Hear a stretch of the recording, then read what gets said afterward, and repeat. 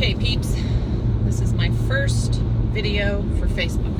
Not that it's really for Facebook, but it's just an opinion that I wanted to get down on video to see A, if I could do it, and B, what I would have to say. So I posted this morning on Facebook that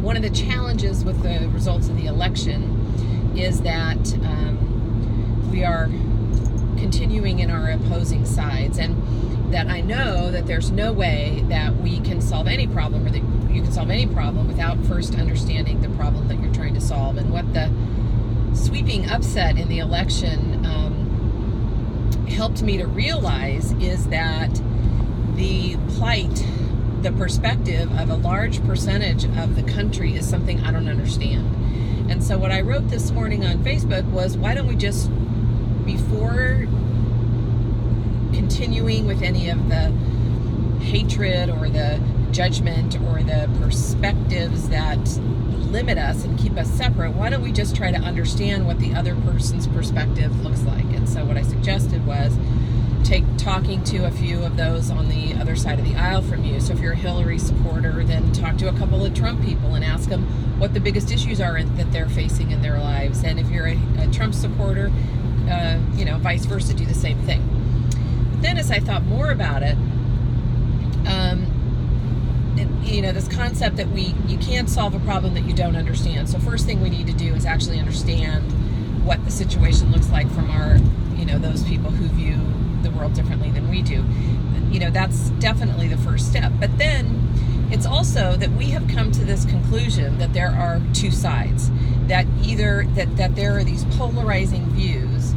And thank you, Katie and Access Consciousness, for helping me just create this own awareness in myself. But we have these opposing views when really we don't. It's even at the bottom of most arguments, there is common ground. And what happens is we get so fixated on the extreme end of either position that we commit to that position rather than actually wanting to move things forward and solve the problem.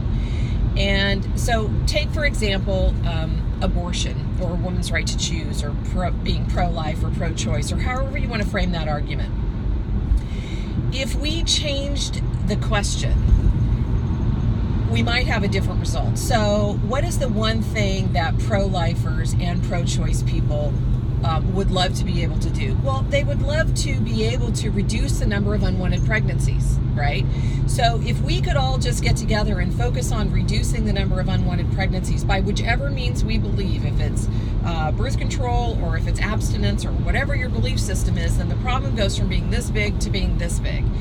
And as I'm driving down to LA to spend a weekend with some truly amazing people who I'm hoping are going to help me even have more insight into what I left Tuesday night believing was a traumatic, tragic turn for the worse for our country, I am letting that perspective go, and I am opening my mind to viewing this in a way that is more productive.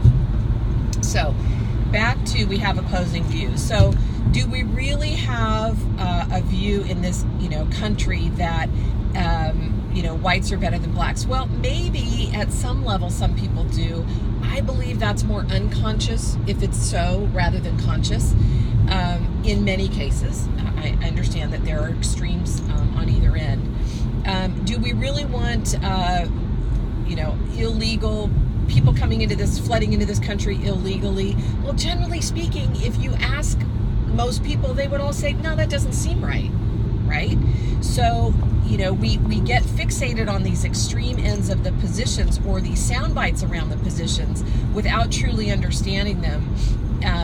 And that keeps us in a position where there's no way to solve the problem. There's no way to come to common ground. But what if we lived in a world where we had a way for people to immigrate to this country that was supportive and helpful for the country and for the individuals?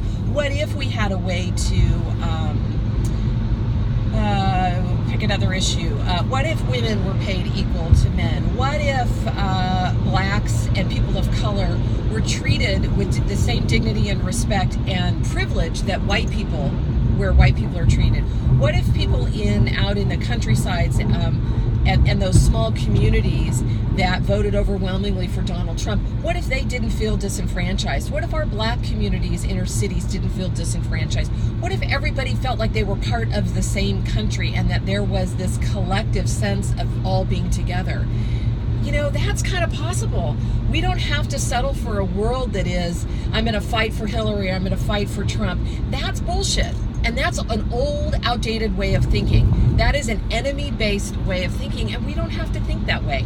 We can think about what would it take for all of us to feel included? What would it take for us to have a method of communication and a way to hold dialogue in our country that is helpful and that is effective, and helps us move through some of these really big problems without sound bites and anger and getting fixated on our position as being the only way it can be, but really being in a way, being held in a way where it's productive and effective, and we can get to some solutions that actually work, because the path we're on right now isn't going to work.